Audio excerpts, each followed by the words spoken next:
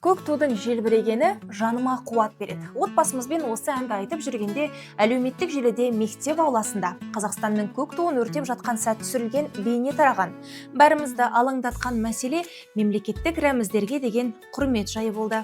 Мемлекеттік рәміздер бұл елдің тәуелсіздігі мен бірлігін білдіретін аса маңызды құндылықтар. Оларға Қазақстан Республикасының туы, ел таңбасы және әнұраны жатады.